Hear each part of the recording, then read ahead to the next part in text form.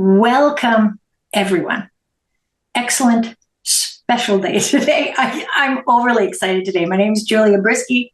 I run the International Co-op program at IHN, and I do the continuing education programming and collaborations. Today, we have Caroline Sabbah. She has been piecing together an incredible genomics and functional genomics and epigenetics con ed. But today we have 45 minutes of incredible information coming to you.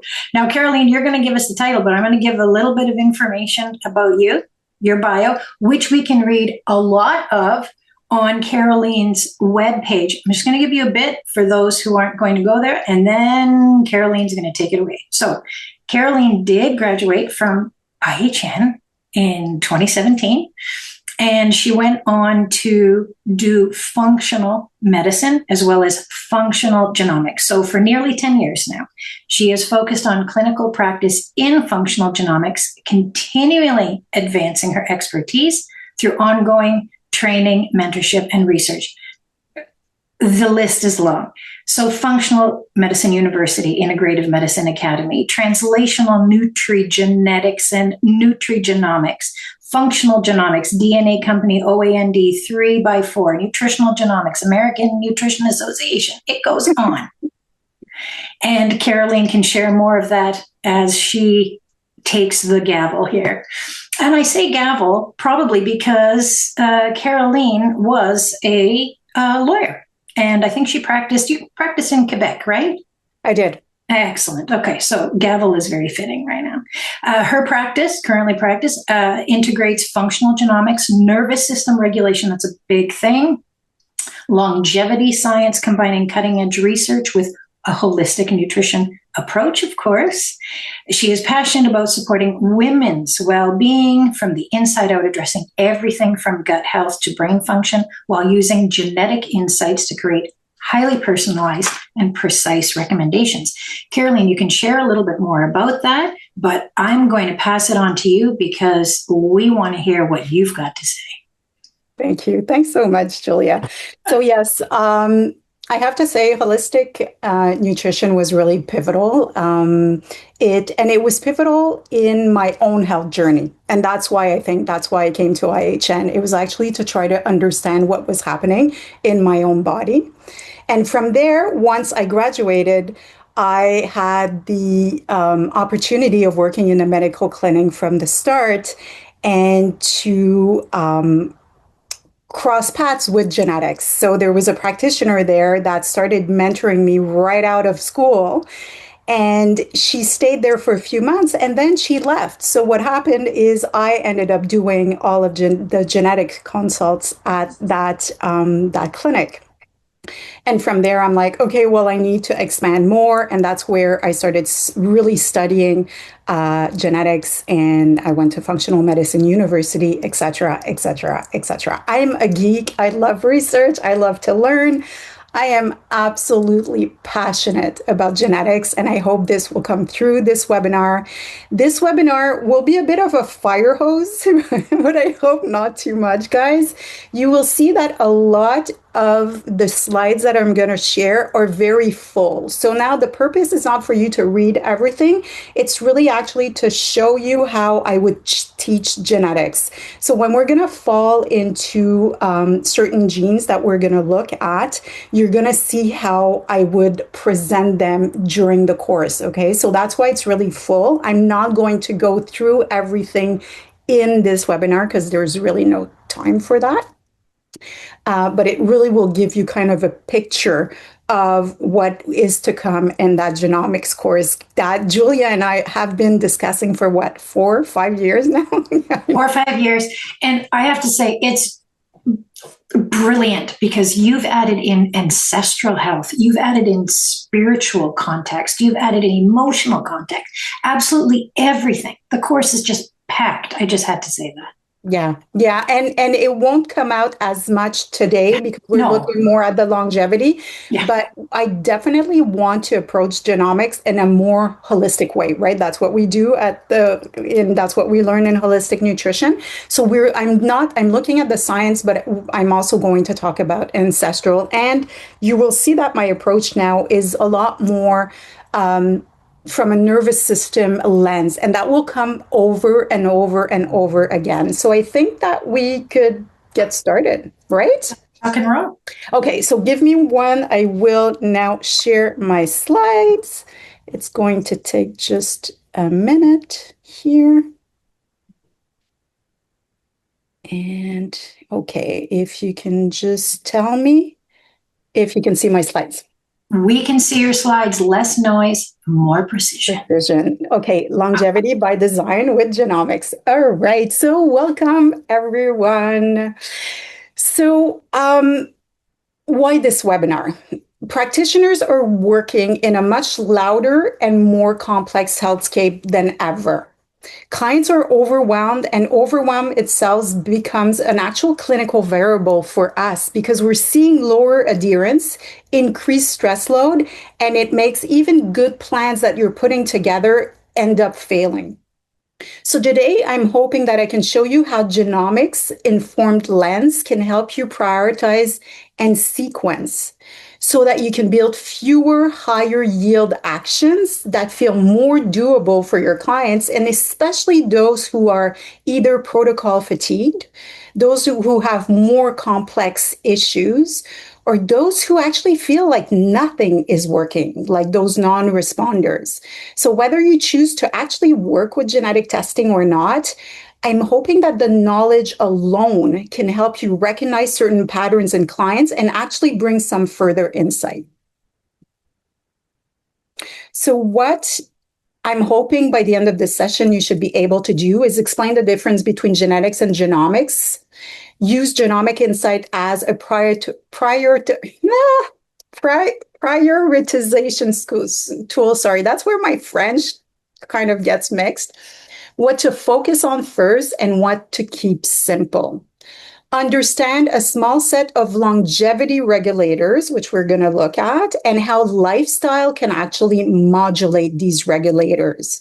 Then we're going to apply a system view with 7 core systems that can help span, and clinical interventions for each.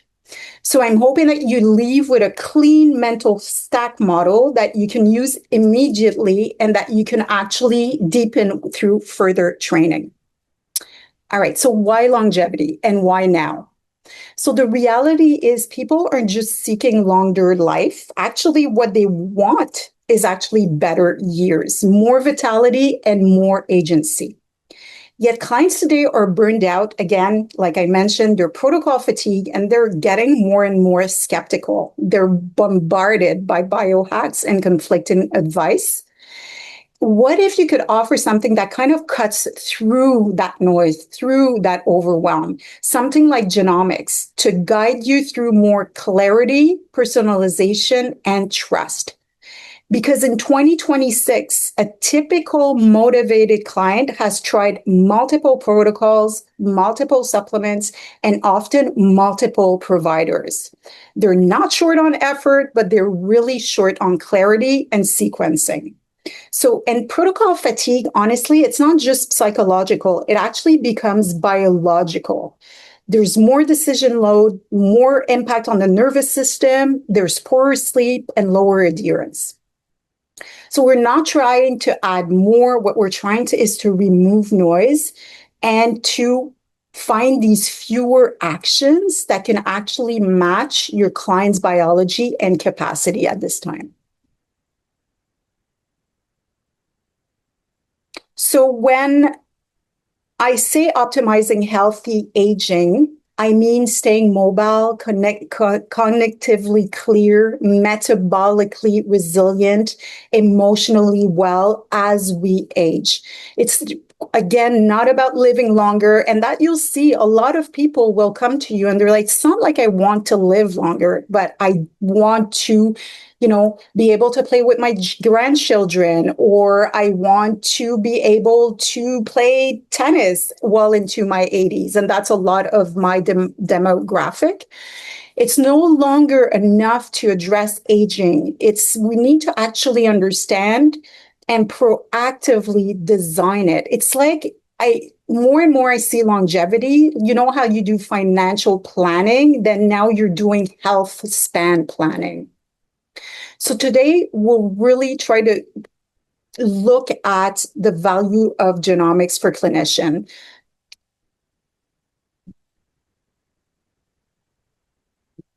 So the biggest common health span threats that we see, you already know them. If you look at the metabolic dysregulation, sleep disruption, et cetera, et cetera. So I'm not going to spend too much time here because you're already well aware of what we're facing.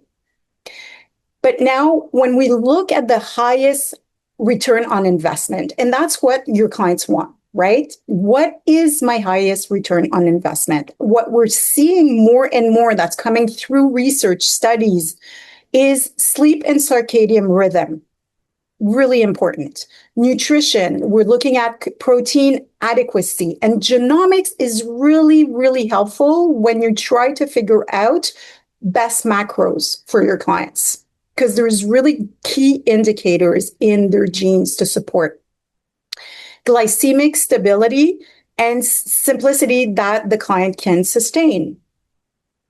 We're looking at metabolic health, movement, nutrition patterns that we talked about, stress and recovery and nervous system regulation, and finally, what comes out of the blue zones, particularly connection, purpose, and meaning.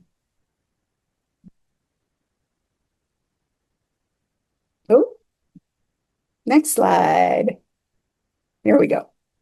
So I want to do a quick blue zone tie-in because I think that when we bring in the blue zones, we actually bring in more of that ancestral piece, right? And a lot of your clients have heard of the blue zone. So how do we fit that in? First of all, what we need to understand is blue zones are not perfect lives. They still experience loss, stress, and hardship. What one underappreciated pattern that we're seeing is actually recovery. And it's thanks to community, support, belonging, purpose, daily movement, simple meals, and consistent rhythms. What we're finding and what that looks like clinically is better stress resilience. So what we want, our job is kind of to want to translate biology into something that's a livable life rhythm for our clients. So where does genomics fit in all that? I personally use it as a strategic point. Okay, so it's kind of this bird's eye view of your client's vulnerabilities and strengths before you start piling on tests or protocols. So what it helps you answer is what systems are most likely fragile in this person? Where is the highest yield for intervention? And what might explain why they're non-responders to generic advice? So the outcome often becomes simpler plans, fewer moving parts, less overwhelm, and a clearer coaching target. And this is actually my personal clinical observations. There's no studies that could support this. But I also find that it actually restores clients' trust because honestly, most people, they like to learn things about themselves. They kind of want to understand their bodies, their biology, what's happening. And more times than not, they'll say at some point during our consult, I've always suspected this. So what does for your client is that genomic insight, it validates their experience. And that really moves the needle from fear and fatigue to empowerment and clarity. Now, research does suggest that personalized genomic insight especially when it's delivered with coaching, will actually improve compliance in your clients. quick scope in terms of guardrails, it really is important to know as nutritional professionals that we're not diagnosing, we're not treating, we're not preventing disease. So genomics are really results that show us risk tendencies, response tendencies, not diagnoses. Okay, so we're very careful in language. You may be more sensitive to, you may have higher needs for, you may benefit from, we can monitor such response, etc., etc. We never interpret one SNP or a variant in genetics in isolation. Okay, so this is a pattern recognition across multiple genes, plus phenotype and context. That's what genomics is compared to testing that you'll see where they go from one SNP to one intervention. And unfortunately, your client will go a bit further down, and then there's another SNP that completely contradicts the first intervention that was proposed. And that's where genomics comes in. So if we look at genetics, it's inheritance of gene. What genomics is in practice is looking at many common variants and how they collectively influence function. Genotype is what the test shows on paper. Phenotype is that person in front of you, what they're living, their symptoms, their labs, their history, their stress loads, their sleep, their behavior. Epigenetics is how the environment and lifestyle influence gene expression. So genes are a decision support, not destiny. Epigenetic is simply how inputs such as sleep, stress, food, and movement change gene expression without changing the DNA code. So it doesn't change your DNA. A simple example of that would be exercise. It shifts gene expression related to mitochondrial health, inflammation, glucose handling, and neuroplasticity, for example.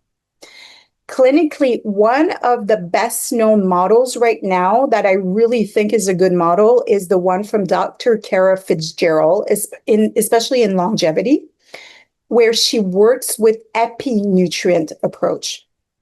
She's using food and lifestyle to shift DNA methylation patterns in a younger direction. So in my work, I'll often use some of her basics as the foundation. And we'll see that more and more because I'll explain layering from foundation and then tier 1 and then tier 2 and how you kind of layer, especially in longevity, because there's a lot of biohacking. And then what genomics does, it actually tells us how to personalize this foundational approach. So our job as nutritionists is to integrate the genotype, so what you're seeing on paper, plus the phenotype, what they're expressing and how the person in front of you, and the right leverage point and actions to put in place. So before we talk about advanced longevity tools, we need to talk about capacity. And that's what I've completely overhauled in my practice because we're seeing that more and more. So if someone is overwhelmed, under-recovered, anxious, and sleeping poorly, we don't start with intense hormesis or aggressive protocols. And when I talk about intense hormesis, it's those biohacking tools like cold plunges and intermittent fasting. You would really want to look at capacity first. So capacity, think of it as the gatekeeper, okay? So can they tolerate exercise progression at this point? Can they tolerate fasting without anxiety or sleep disruption? Can they tolerate detox support without a symptom flare or a serious crash? Do they have enough safety and stability in their life to implement change at this time? So genomics can really help you anticipate who may need a gentler on-ramp.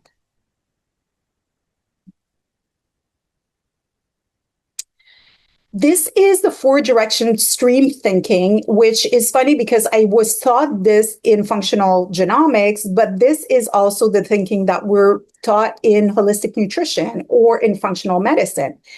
It's think upstream, what drivers are shaping everything. So stress, inflammation, mitochondria, detox. Then think across systems, downstream, sorry, what symptoms and clinical outcomes are showing. Then you wanted to think across how systems interact between each other, metabolism with inflammation, stress with sleep, detox with brain, etc. And then think whole, like holistically, lifestyle, environment, relationship, meaning, capacity. And this keeps you from chasing symptoms, and it actually helps you start finding patterns. Here is the longevity genomics system map that we'll use today. So first, we're going to cover a small set of longevity regulators. They're not here. They're at the top. You can see SIRT and FOXO3, and then we'll look at the signaling and mTOR, IGF-1, AMPK, and NRF2. And then we're actually going to, which are global conductors, that influence aging biology. And then we're going to zoom into these 7 core systems. So you would use this map to kind of pick 1 or 2 systems and to target them first, and then you would kind of align your sleep, nutrition, exercise, and stress accordingly. I'm hoping this is starting to make sense. So longevity gene regulators are not diagnoses again, okay? So think of them as biological dials that influence how quickly the body repairs and cleans up damages and adapts to stress. So the goal is not to memorize all these pathways. It's actually just to start seeing how genomics gives you logic of what becomes a priority. If we start with the repair engineer, it's like the gem of longevity right now, the SIRT genes. And here I just said SIRT. There are a few. There's SIRT1, SIRT3, SIRT6. And depending on genetic testing, they might test for different ones. So the SIRT genes are often described as genome protection and repair regulators. What they influence, and that's really in plain language, is DNA repair and cell protection, cellular cleanup processes like autophagy, which is cells recycling system, inflammation control, and metabolic resilience. And why it matters clinically. And this is the way I would always break down everything that we learn in the genomics course. Because when SIRT signaling is under supported, whether through genetics, so they have a variant in SIRT, or lifestyle load, you tend to see a biology that feels like slower recovery, higher oxidative stress, inflammation tone, and less metabolic flexibility. So, sorry guys, I switched a slide by mistake. Let me just go back because we're not done with SIRT. Oh, it went all the way to here, sorry. And what you can do as a nutrition clinician is you can keep it simple and start looking at polyphenol-rich foods. So when you're thinking polyphenol-rich foods, you want to start thinking about, I'm so sorry, guys. It keeps on. Okay. You want to think about colorful, bitter, aromatic, and wild tasting. Okay, and you kind of want to start implementing this as a daily base. And then, so you're thinking berries, herbs, spices, colorful or plant. We all know about eat the rainbow. Then you want to look at protein quality and then carb quality to reduce inflammatory load. And then you want to look at sleep and circadian regularity because repair is night dominant. And if the client has capacity, you want to support gentle metabolic rhythm. So you can start looking at meal timing. So what this SIRT tells us is that we need to start with the repair capacity first. And if someone is depleted, It really is a reminder to stabilize before we start intensifying. If we go to FOXO3, FOXO3 is like the longevity switch. It shows up again and again in longevity studies. And what FOXO3 influences is cellular stress resilience, inflammation control, repair, and maintenance signaling. And why does this matter clinically? Because FOXO3 is like a stress response governor. When this system is under strain, people often look like lower resilience to stressors, inflammatory drift, slower recovery from illness, poor sleep, and slower recovery from overtraining. So the actionable nutrition levers that you can use with FOXO3 would be antioxidant and anti-inflammatory patterns. So you're looking at a Mediterranean leaning type of fiber forward type of diet, low added sugar, movement dosing, really important. So enough to signal adaptation, but not too much that it triggers a crash with your clients. So it's really about progressive load. You consider targeted nutrients that support redox balance, like sulforaphane, alliums, and polyphenols.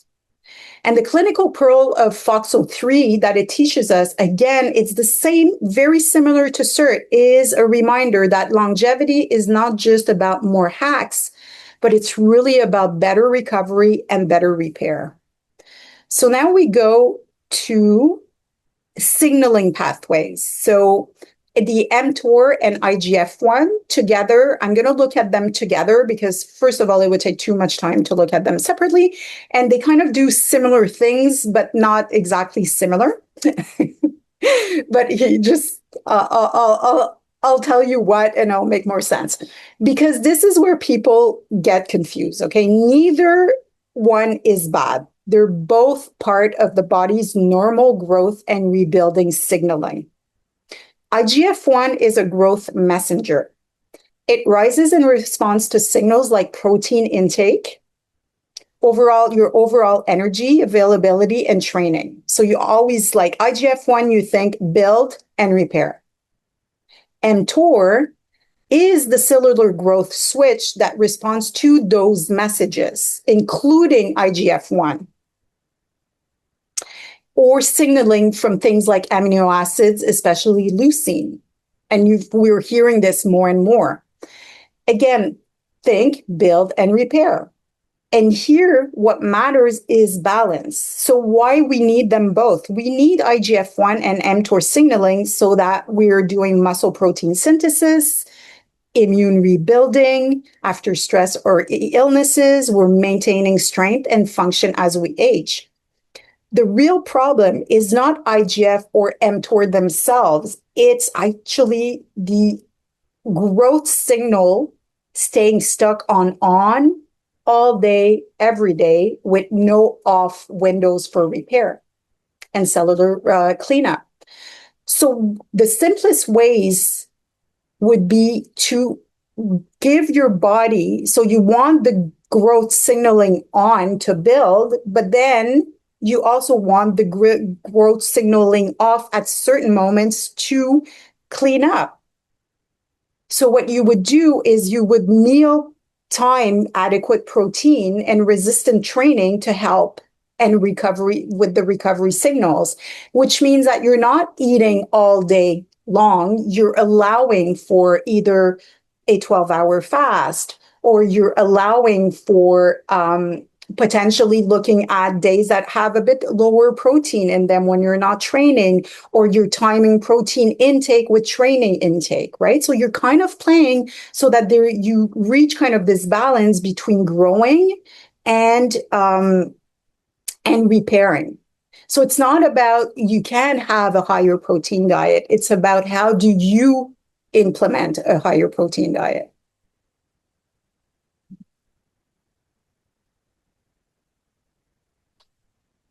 Now, if we look at AMPK and NARF2, these are two longevity friendly counterbalances, if you want. AMPK is your energy sensing switch, so it helps the body use fuel efficiently, and it supports fat oxidation and metabolic flexibility, and tends to favor repair and autophagy signaling. NRF2 or NRF2 is a cell defense firefighter regulator. So it turns on antioxidant and detox defense genes. It helps manage oxidative stress in inflammatory drift. So why should clinician care? Because if mTOR is your build signal, right? You signal. AMPK and RF2 are often your repair and defense signal. So when we're looking at food first interventions, NRF2 foods like crucifers, particularly broccoli sprouts, alliums, herbs, spices, green tea, colorful polyphenol will trigger that transcription factor, because NRF2 is not a gene, it's actually a transcription factor. And what NRF2 does, it turns on, like I said, antioxidant and detox defense genes. So there's actually a really book, and I'm just going to plug it because if you're interested, The Genomic Kitchen by Amanda Archibald. Amanda is a friend of mine, and she was actually a mentor when I first started of mine. She actually goes deep into NRF2 if you're ever interested. AMPK supports blood sugar stability.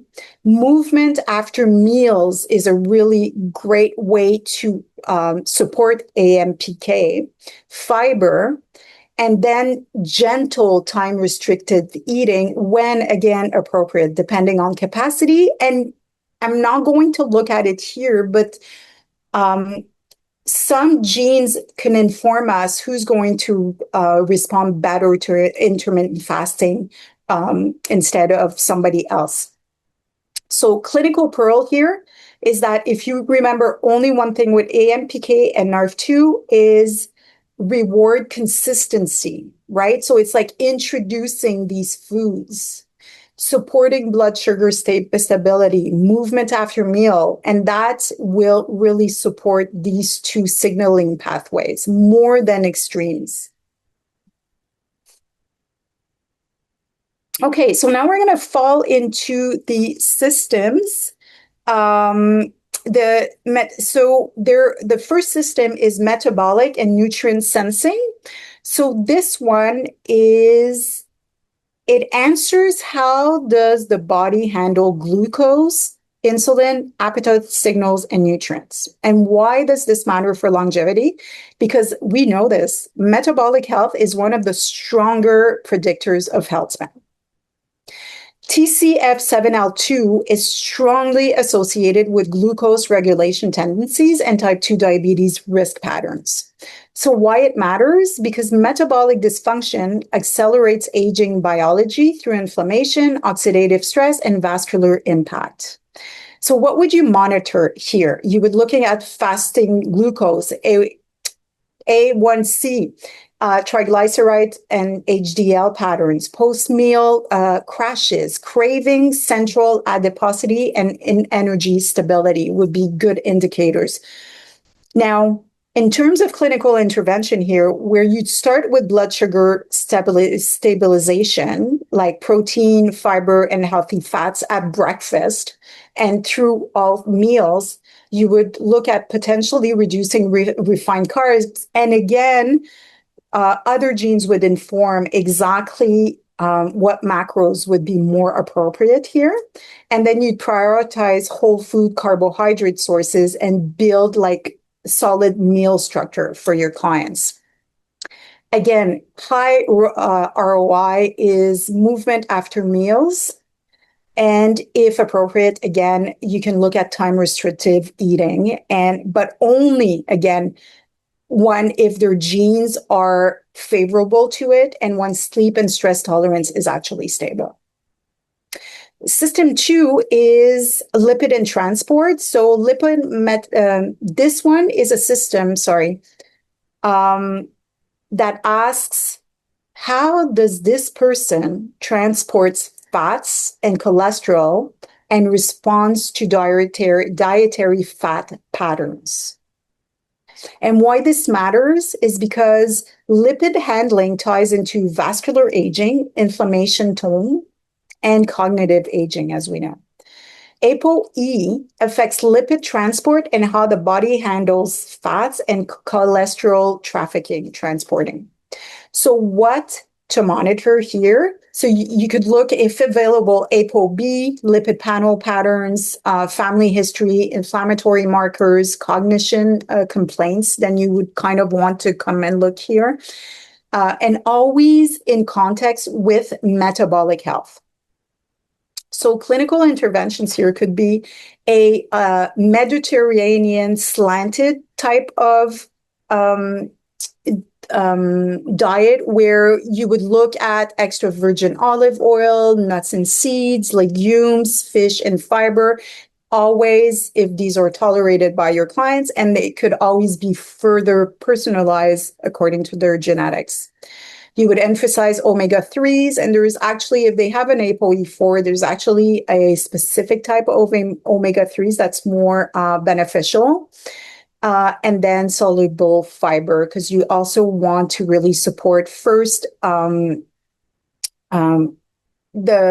fiber can actually bind to saturated fat and help it be evacuated better, and also support gut health. Okay. And then you would kind of tighten refined carbs and alcohol. It would be a discussion that you would have. And you would always want to prioritize sleep and stress recovery because lipids are stress sensitive. Okay. System 3. So system 3 is the system asks how well does the body produce energy without excessive oxidative stress. And why this matters, mitochondrial health is inseparable from health span. We know this. So energy, repair, and resilience all depend on it. Here we talk about SAW2, one of my favorite genes. It's a mitochondrial antioxidant enzyme. And when this system is underpowered, clients will look mitofragile, so they have low energy, poor recovery, higher oxidative stress response. And what you'd want to monitor is fatigue patterns, post-exercise exertion, issues with poor recovery, inflammatory markers, sleep quality, and overall tolerance of stressors, like how well are they tolerating stressors. Here, in terms of clinical intervention, you would start with basic, honestly, like sleep, steady movement, and potentially it's training progression, right? So when you're looking at exercise, it's really very progressive. It's exercise, dose, and recovery is really important. Nutrition, you're looking at protein adequacy, micronutrient, very, very important here, very important in zinc and copper, and other very important micronutrients in order to support this pathway, and polyphenol density.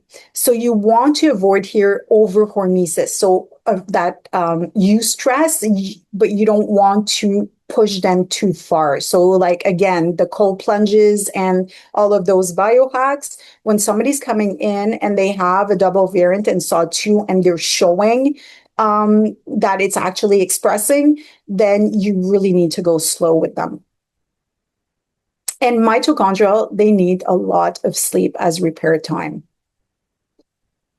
System 4 is inflammation and immune tone. So why it matters? Chronic low-grade inflammation, we know that. It accelerates nearly every aging pathway. So IL-6 and TNF-alpha are key inflammatory cytokine pathways. They elevate inflammatory tone, is one of the fastest accelerators of biological aging. And it also really strongly impacts sleep and mood. So if somebody comes with you and they have sleep problems, they have really big mood issues, this is probably one of the places too that you will come and look. And then we'll see system 5 also. So what to monitor? CRP levels, if they're available, pain levels, sleep fragmentation, mood shift, inflammation, inflammatory flares, gut symptoms, and the wired, tired type of picture. Clinical intervention here, you would want to reduce inflammatory load, obviously. So you kind of have to identify the common drivers of that inflammation, whether it's dysbiosis, blood sugar swings, sleep depth, alcohol, stress load. And then you want increased anti-inflammatory inputs like omega-3s, fiber, polyphenols, adequate protein, and consistent progression in terms of introducing movement also.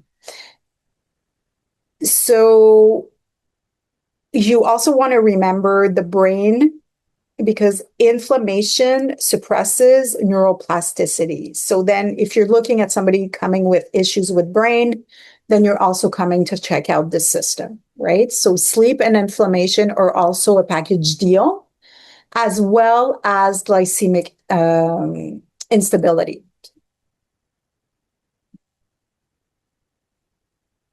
System 5 is detox clearance capacity. Here I'm not looking at phase 1. Phase 1 would be all of the SIP family. Here I'm looking more at the phase 2, the conjugation and antioxidants reserve. So we're looking at the GSTs. You can also look at the NQO1 pathways. In practice, this will show up as sensitivity, slow recovery, from exposures, headaches, and symptoms flares. Like it's just like too much, too fast. And what you would want to monitor is chemical sensitivities, medication and supplement intolerance, headaches, skin issues, stool patterns, and how clients respond to detox style intervention. So clinical intervention here is don't start with aggressive detox. This is one that you'll often want to come, especially when you're looking at all of these things happening or very complex cases. You'll kind of want to come to this system and kind of look at what's happening in terms of their detoxification genes. And we've learned this, actually. I still remember in symptomatology that we've learned this, where you have to start with drainage and basic things. Like you need to, I still remember Sophia telling you need to prepare the terrain before you start bombarding things in there, right? So it's really that. It's you start preparing the terrain, hydration, fiber, bowel regularity. You want the Asians to all be ready. So perspiration, urination, defecation, like not the best word, but do you see what I'm saying? All of these need to be open to drain properly.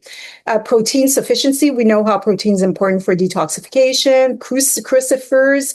Now, crucifers is kind of, and I'm not going to go into this, but depending on how fast they're phase 1 detox is, then there's certain crucifers you might watch for in terms of being raw.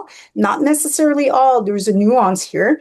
And because there's some crucifers that will be really important to support detoxification, the phase 2. So it's really nuancing. And I'm not going to get into that today, but that is definitely something we look at through the course. And then sweat support. You want to support NRF2 through the foods, and we looked at what NRF2 foods were supportive, and you really want to keep the plan simple and titrate slowly. Like always, capacity first. Okay, system 6 now, and I'm almost running out of time, so we're going to go fast. This is neuroplasticity and brain resilience, why it matters. This will inform how much effectively they can actually manage behavioral changes and their capacity for change.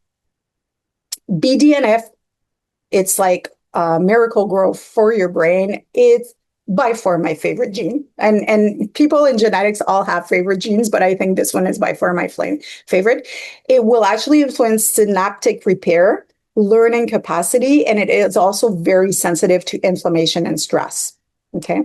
What you want to monitor here is brain fog, mood symptoms, motivation, sleep quality, cognitive complaints, and how they respond to exercise and stress.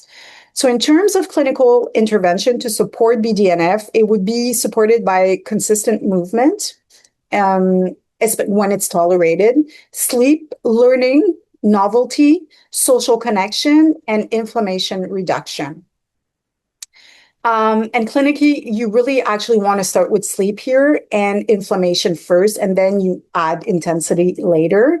Nutrition-wise, omega-3s, polyphenols, again, protein adequacy, and you really want to reduce glucose volatility. And the goal is kind of supporting brain rhythm and not overstimulation.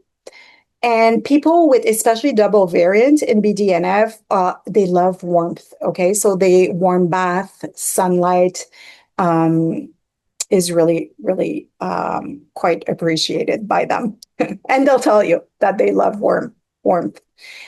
Now, stress and recovery. So this one is actually the one that I would start with now first. So I would look at it first, and then I would look at it at the end. I've put it here because it kind of integrates everything else that we've just covered and becomes the gatekeeper of how well your plan will actually land with your clients. And it really brings us back to longevity. It isn't only about biochemistry, but it's really about capacity. So chronic stress creates a load, and it worsens sleep. We know that. It increases appetite dysregulation. It inflames signaling. It reduces recovery from training. It will actually, in certain genes, it will turn certain genes to their unfavorable expression. Here we're looking at FKP5 and NR3C1. Those are examples of, particularly with the HPA axis recovery context, how effectively the body shuts off cortisol signaling after stress, while COMT is part of the catecholamine clearance context, okay? So what you want to monitor here would be insomnia, anxiety, wired and tired, sensitivity to caffeine, especially if you look at the CYP1A2, crashes after intense exercise, and perfectionist or all of nothing behavior patterns. Clinical intervention here is really build, recover, scaffold. Okay, it's like capacity first. Consistent sleep timing, morning light, nervous system regulation practices, moderate movement, or progression depending where they are at. So treat stress as a longevity lever and really not as a side note. Okay, we're almost done. So I'm just going to go really quickly in terms of longevity stack model that I do. So the tier 1 would be like the epigenetic foundations that you kind of want your clients to really own into. And you would start with things that are quite foundational. And then you would go into tier 2, and we look at this more fully during the course.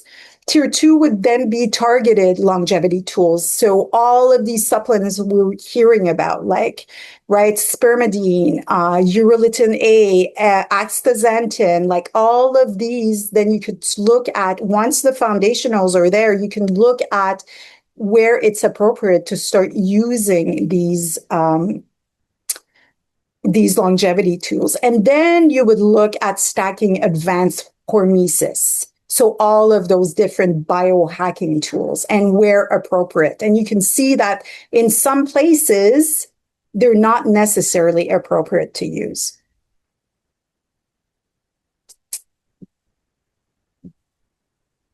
Oh, sorry. We're having, this is just a cheat sheet example of the teaching tools that I would that we would use during the course. I was trying to think of what I really, really wanted when I first started genetics. And that's what I'm trying to recreate here, is kind of this teaching, this tool that you can go back to, and it just makes the application of genetics so much easier for you. And finally, this is it. So to close, longevity is health span in my language. It's not just about lifespan. Genomics is not destiny. it's really decision support. It helps us cut through the noise, reduce trial and error, and build simpler, more strategic plans. So I'm just going to do a small mention. Emily Salmini is here among us. She's my research assistant extraordinaire. So she just needs a kudos because she's really been helping me with putting together the research and all of the tools that we'll be sharing in our genetics course. So let's open to questions. I will stop my sharing. Caroline, listen. After this webinar, I am going to start referring to sleep as my therapy. I think you said sleep at least 436 times.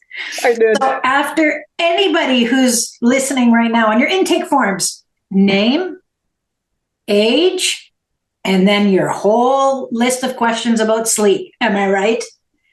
Yeah. Caroline, unbelievable. I'll tell you what I love about what you've done. You've taken this complex subject and extraordinary content, but you stitched in all of this foundational stuff, this blue zone ideologies that they don't know anything about testing.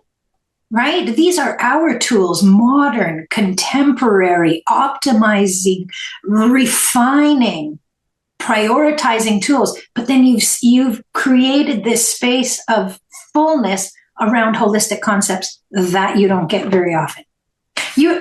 Thank you. I loved that. Thank you. That was excellent. The other thing I wanted to mention was you often say movement after a meal more than extremes. And I've heard that so often, even with Dr. Rhonda Patrick and all of the experts from Huberman to Mel Robbins to Andrew Weil. Yep. Amazing. I just absolutely love what you've done, how you stitched tradition, functional food in with this high precision prioritization. So thank you. Thanks.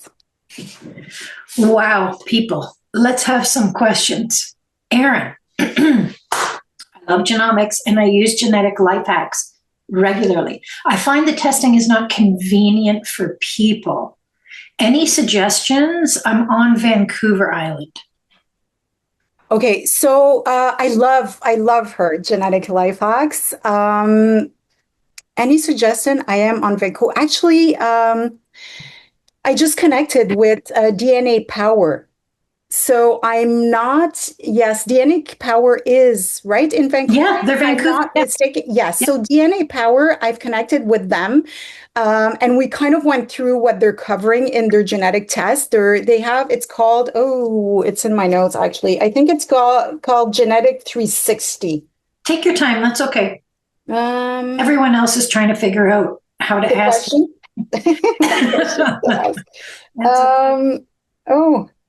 Where are you? Why can't I find it? I'm pretty certain. I know that they break down their genetic test. Like you can do fitness and then you can do skin and you can do different ones. But they have the genetic, Sabine is here. Okay, I have the notes. It's okay. Yeah, I'm pretty sure that was it. She said it's Genetic 360, and it covers a lot of the genes, not all. There are not many genetic companies right now that could cover the longevity genes. As of now, there are some. When we're looking at longevity genes, 3x4, which is not yet available in Canada, but I did speak with the CEO and they are working to get their test in Canada. So I'm hoping by when the course becomes available that it'll be available in Canada.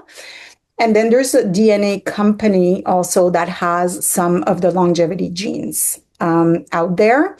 The reason for it is as practitioners, we want as many genes as we want, as long as they're clinically relevant, because all genetic companies will make sure that the genes that are included in their testing are genetically relevant. With Genetic Lifehack, I'm going to be completely transparent. I love her, but I think that some of the genes she's testing are not as clinically relevant, in that they don't have strong studies to support every single gene that she's putting into her reports.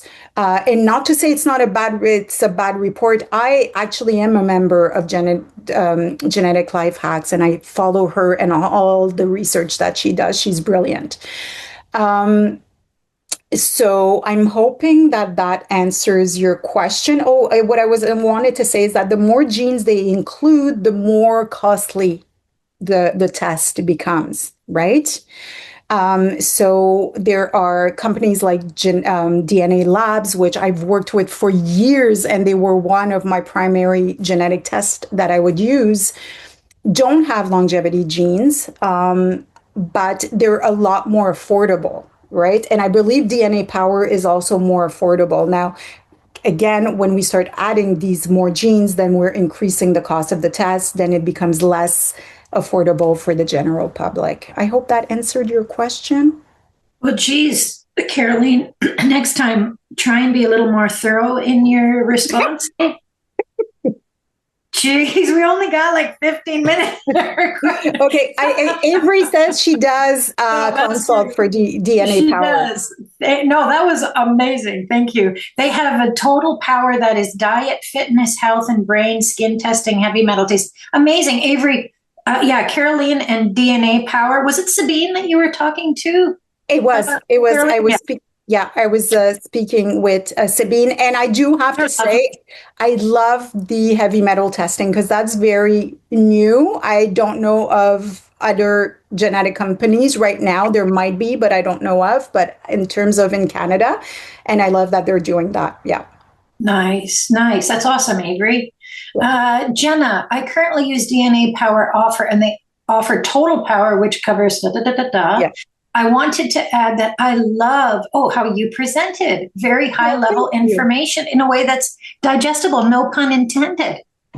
Thank you. That's awesome.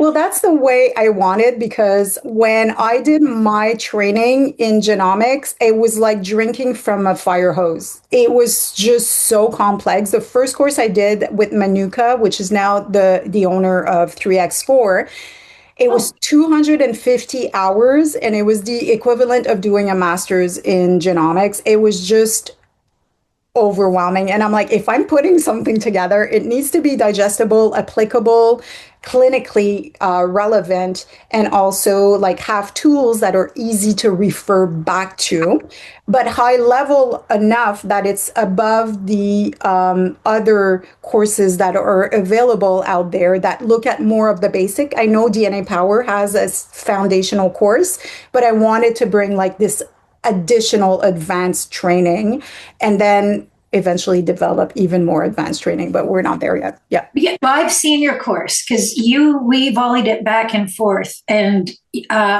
it's very full. And remember, I was saying that Jill and I took the Andrea, what is her name? Archibald? Amanda Archibald. Amanda Archibald's Genomic Kitchen was like, I don't know, 10 years ago, right? That was amazing. But there's just, again, a fullness to what you are doing. I have a question. You often talk about, and many people do, about stress tolerance. And again, just for our intakes, as we're onboarding clients, sleep and stress tolerance. And you're even saying things which I didn't know, that fats, or was it omega-3, diminishes in the face of stress, but doesn't everything? I can't remember how you pinpointed fats, which are crucially essential for brain health and all health. Lipid are sensitive to stress. That's what I was saying. Yeah. But they're also, and that's where you look at oxidation also. But in terms, I think aren't you referring to when I talked about omegas? There's a different type of delivery system for omega 3s that people with ApoE4 need. And now, of course, I'm blanking into it's SPMs, I believe. It needs to be this specific type of delivery, particularly when we're looking at ApoE4. And when we look at that, which is what's called the Alzheimer's gene, but it's funny, I was talking to Sabine, and I think they're even changing the name on DNA Power, like on their test. They're calling it cognitive resilience now. So it doesn't scare people, because it doesn't mean because you have ApoE4 that automatically there's so much we can do. It's not like ApoE4 here equals Alzheimer's, right? So, but when we're going to look at ApoE4, I go through, there's this amazing study that really breaks down how to really support in terms of nutrients our clients with ApoE4, and it talks about that, a special delivery system. And Rhonda Patrick's talks about that. She was one of the first one that brought that up, with the with omegas. And then we're looking at how much omega-3 you actually need, which is often more than what is often talked about. Yeah. Interesting. Okay. We got a couple of questions here. We have a thank you from Marianne. So you're welcome. Bringing your incredible knowledge and sharing this amazing information with us. I truly had an amazing time learning lots and so much new information. The way you explain really makes it digestible and easy to understand. Appreciate you doing this for us and your time as well. Thank you, Julia. Oh, I didn't do anything. Caroline did it all. Judy has a question. This is amazing. I'm new to this topic and would love to learn more. Is there a book for beginners you can recommend? Well, Judy, I would recommend taking Caroline's course, OBS. And then what have you got for a recommendation for Judy, Caroline? Well, honestly, I think in terms of I'm going to come back to this book again. Like Amanda, she's just a friend, and I really truly love this book. I think that this, as nutritionists, can really help us target NRF2, so NRF2, which plays such a huge role in so many things. And we looked at it, right? It's a transcription factor that influences so many genes. So I think this could be a good start. And we'll kind of get, as she talks about different genes in here. And I think as nutritionists, this could be a good start. If you do, I don't know what you tend to work with, but if you also do weight optimization, weight health, not weight loss, weight health. I love how my friend Ashley Koff completely changed. It's no more weight loss, but weight health. There's the Fix Your Genes by Dr. Penny Kendall Reid. Penny Kendall Reid, please. Yeah, that's a great book. And those are two books that I kind of will recommend with my course. And then, of course, my course, because there's nothing better than learning from a holistic nutritionist. From a nutritionist and live, where I can actually guide you and answer your questions. Yeah. Thank you.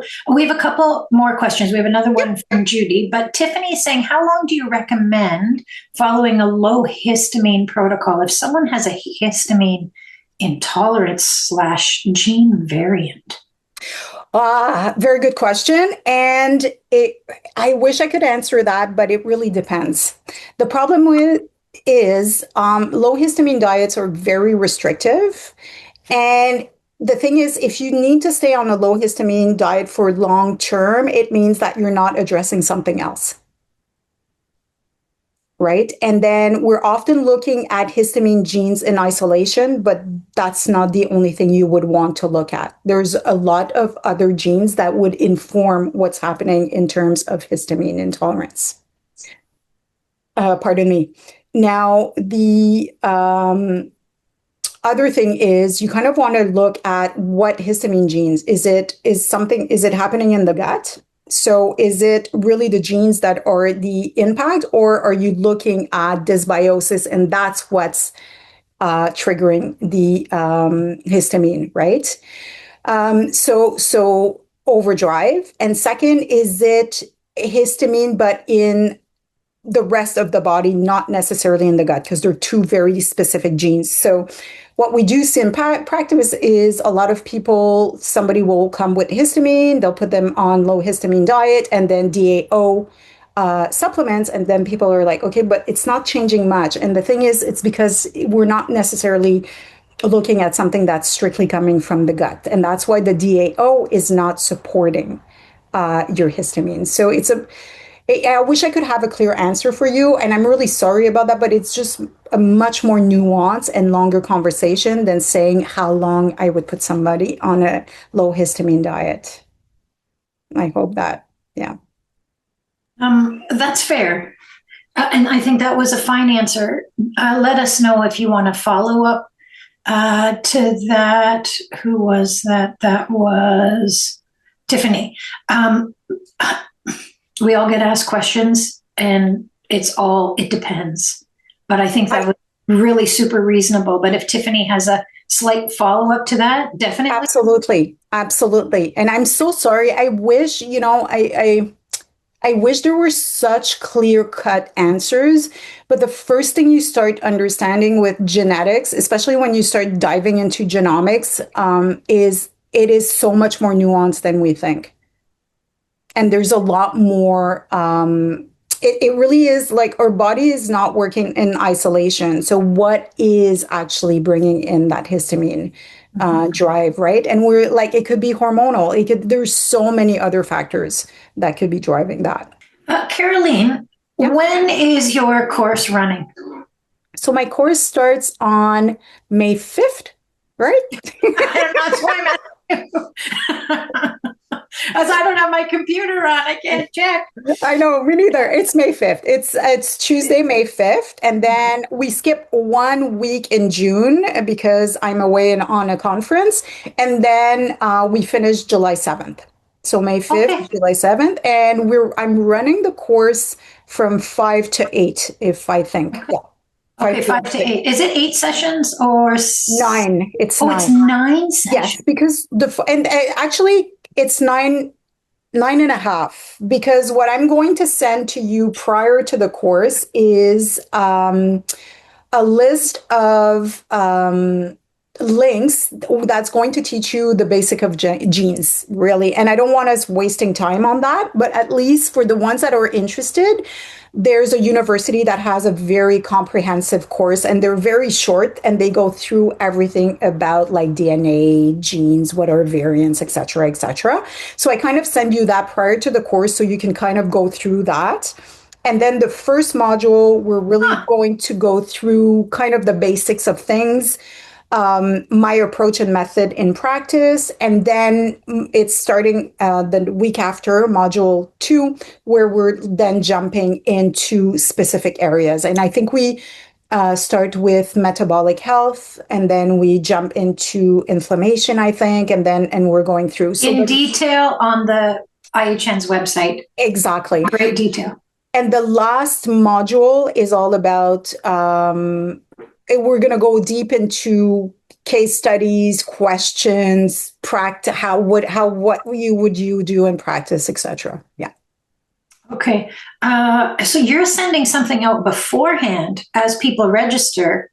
You're sending out links so they have foundations even before they come. Okay, that's very nice. Yeah, I learned that at the same time that you people did. I didn't let you know. I'm sorry.